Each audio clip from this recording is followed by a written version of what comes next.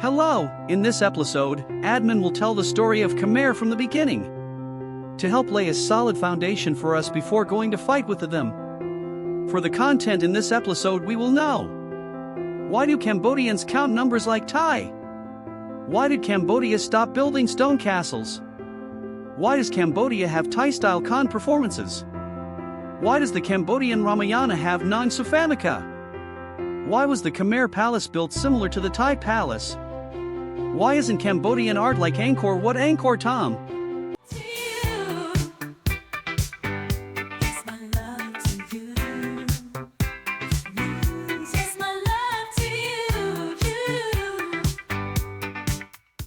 Some Thai scholars said that Thai numbers borrow Cambodian numbers.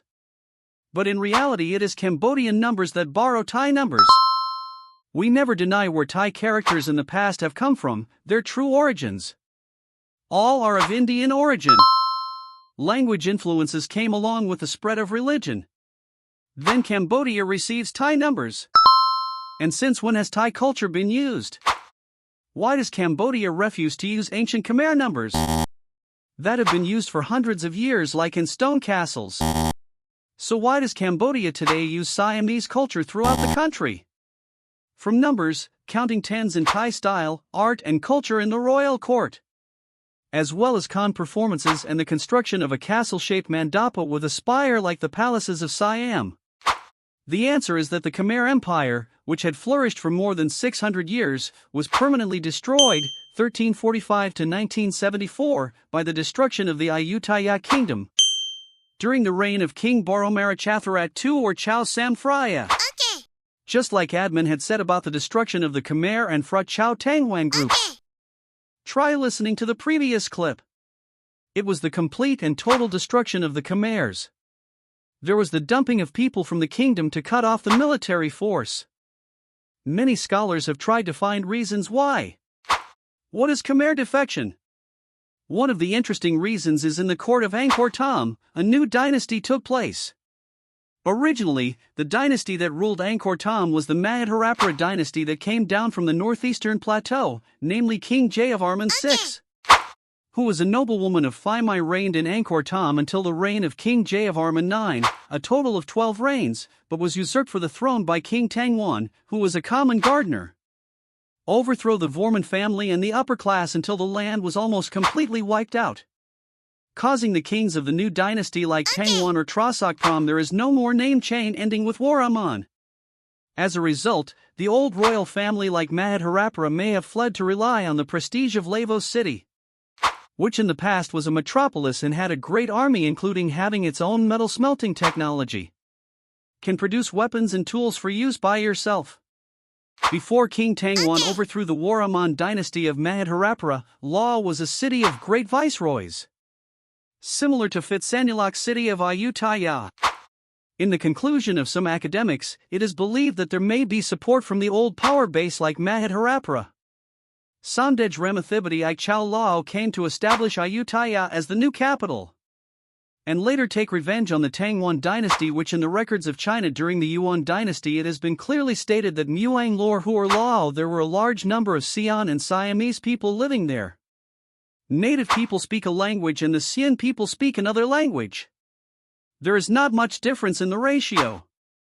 After Ayutthaya had successfully destroyed Angkor Thom, Chow Sam Phraya sent his son to rule Angkor Thom, namely Phra Nakhon Inthachayo and Phaya Phreak sitting on the Khmer throne of Angkor Thom, and ended the Khmer Empire perfectly. Angkor Thom was only one of the tribute states of Ayutthaya, which was not different from Sukhothai at that time. Even though there is a king ruling, the status is no longer the same. But that was not the point at which the Khmers completely embraced Siamese culture. Even though Ayutthaya in the next era will go to war with the Khmers many times, until the Khmers moved their capital to the south, one of them being the nearby city, New Capital City, which continues from Chattamak and Angkor Thom respectively. Ayutthaya was still able to subdue the Khmers almost every time, especially the neighborhood probably more ruinous than Angkor Thom, because King Narejuan ordered the destruction of the entire city until almost nothing was left. Khmer was a colony of Ayutthaya for a long time. There may have been times when Ayutthaya was so weak that the Khmers took the opportunity to liberate themselves. The era when Siamese influence really played a role in Cambodia was the Thonburi and Rattanakosin eras, that is, after the fall of Ayutthaya. Cambodia seized the opportunity to become an independent state, not directly dependent on anyone. King Thonburi himself fought wars on many fronts and did not pay much attention to the Khmer city. Until the year 1769, the Khmer princes had quarrels with each other. That is, he went and asked the Vietnamese army to come and attack the Cambodians. Because he was not satisfied with Ong Nan. And Nakanon couldn't fight, so he took his family and fled to rely on His Majesty the King in Thonburi. King Thonburi therefore granted Phraya Afaranerid and Phraya Anakitharaj, King Rama I at that time, raised an army to attack the Cambodians as Nakongnon asked for help. Thonburi was able to conquer Cambodia and become a tribute state to Siam again, and appointed Nakongnon, who had fled to rely on His Majesty the King in Thonburi. He returned to rule Khmer as he wished, including appointing Nakong's own son to become the Khmer king in the following reign, until the arrival of King Rama I of Rattanakosin, when Nakong himself was saved. King Rama I appointed Nakongchan to reign in Cambodia later, and bestowed the name His Majesty King Athiracha. But Nakongchan turned away from Siam and joined Vietnam instead. In the Khmer court, there were both sides that agreed and those that did not. One of the parties that disagreed was Nakong Duong or Tun Rakasikal, Norodom and Sisawath. The current dynasty of Cambodian kings, the family moved to escape the political dangers in Cambodia, came to rely on His Majesty the King in Rattanakosin or Bangkok at present. Nukong Duong, Ong Duong, moved to live in Bangkok at the age of 16 during the reign of King Rama II. He resided at the Khmer Palace, where his father, King Narayana Ramadabodhi, Nukongeng, had previously lived. During the reign of King Rama III, when Nukong Duong was 43 years old, after having lived in Bangkok for 27 years, he returned to Cambodia with the army of Chow Phraya Bodendeka, Sing Singasini, to fight against the Vietnamese who were expanding their influence into Cambodia at that time. King Rama III issued a royal command. When Cambodia is peaceful, enthrone Prince Duong as the ruler of Cambodia. Therefore, when Chow Phraya Bodendeka, Sing Singasini's army had successfully resolved the situation in Cambodia, Nukong Duong was crowned as the king of Cambodia at the age of 51, with the title Hararak Ramadabodhi Sri Suryavong, on Thursday, the fourth day of the fourth lunar month of the year of the sheep, 1209 of the Minor Era, corresponding to Wednesday, March 8, 1847. The subsequent reign was by Nukong Rajavadiyai or King Norodom I, another Cambodian king who brought Siamese culture back to Cambodia. This influence has persisted to the present day, leading some Cambodians and Thais to believe that this style of art is authentically Cambodian. Scholars often refer to this style as Siam colonial or Cambodian art under Siamese rule, distinguishing it from the authentic Cambodian art traditions inherited from the Khmer Empire era, such as those of Angkor Wat and Angkor Thom. Prince Ong Rajavadiyai, the son of Ong Duong, moved to Bangkok following his father's instructions after Ong Duong returned to rule Cambodia. In Bangkok, he was regarded as the adopted son of the king of Siam. He was ordained as a monk in the Thammayat Nikaya order for 1 year at Wat Bawaniwat Vihara, where he learned to read and write Thai and Pali languages. He studied Buddhist doctrines according to the Siamese or Thammayat tradition and became proficient in reading, writing, and speaking Thai. During the reign of King Mongkut, Rama IV, King Hararak Ramadabodhi, Ong Duong, sent a letter to the royal court in Bangkok stating that he had grown old and requesting the king of Siam to appoint his eldest son, Prince Ong Rajavadiyai, as the viceroy, Mahoparaja, and his second son, Prince Ong Srisawath, as Krom Priya Kalyanabat, Ong Hararak Danai Krai Keufa, to assist in governing Cambodia. King Mongkut graciously appointed Prince Ong Rajavadiyai with the title of Ong Norodom Brahmanarapati Mahoparaja and Prince Ong Srisawath with the title of Ong Hararak Danai Krai Keufa in 1857. After the death of King Hararak, Ong Duong, in 1860, a succession dispute arose in Cambodia. Prince Ong Srisawath, the younger brother of Norodom, who had been residing in Bangkok, requested to return to Cambodia to pay respects to his deceased brother.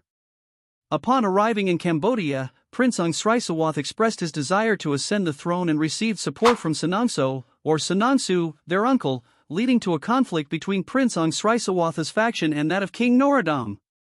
During the conflict, Sanangso gathered nobles and established a stronghold in eastern Cambodia before advancing to capture Phnom Penh and Odom.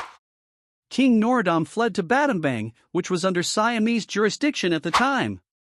Opposing nobles gathered forces to resist and ultimately defeated Sanangso's faction, capturing him. However, Sanangso managed to escape to French Indochina. When conflict arose in Cambodia, the Siamese royal court summoned Prince Srisawath to Bangkok.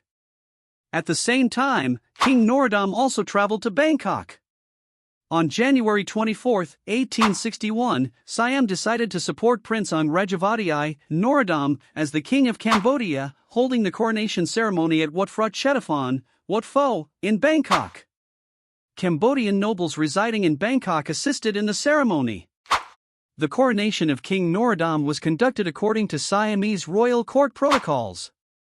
Afterward, there was another coronation ceremony in Odom, Cambodia, to formalize his reign. Before departing, King Norodom was summoned to the Grand Palace to bid farewell to King Mongkut, Rama IV, and Crown Prince Chulalongkorn. He was bestowed with the royal title by King Mongkut. The Siamese authorities arranged for a naval fleet to transport Prince Rajavadai to Kampot and a land force to accompany him to Odom. During this period, another rebellion arose, led by Akna Suthos, Ba, who gathered an army in Posat. Siam dispatched troops from Siam Reap and Chanthaburi to suppress the rebellion successfully. King Norodom was then officially crowned in Odom on May 31, 1864, establishing him as the legitimate ruler of Cambodia. From this reign onward, Cambodia adopted many aspects of Siamese art and culture. This included governance, the use of royal umbrellas, royal seals, and regalia with the Great Crown of Victory as the highest symbol of rank. Cambodia embraced Theravada Buddhism and the Thammayid Nikaya tradition, originating from Wat Bawaniwat in Bangkok. They adopted Thai numerals and the Thai counting system, favored painting murals instead of stone carvings, particularly those depicting scenes from the Ramakien, the Thai version of the Ramayana, instead of the traditional Ramayana stories, and incorporated Thai dance and Khon performances into their culture. Why did Cambodia stop building stone castles? Why does Cambodia have Thai-style Khon performances? Why does the Cambodian Ramayana have Nam Suphanmatcha? Why was the Khmer palace built similar to the Thai palace? Why do Cambodians count numbers like Thai? Why is Cambodian art different from Angkor Wat and Angkor Thom? We should probably have the answer. และถ้าเพื่อนๆชอบและถูกใจคลิปนี้เพื่อนๆสามารถกดสนับสนุนช่องให้ทำคอนเทนต์ดีๆอย่างนี้ต่อไปโดยการกดซุปเปอร์แตงขอบคุณมากนะครับเจอกันคลิปหน้ามันกว่าเดิมแน่นอน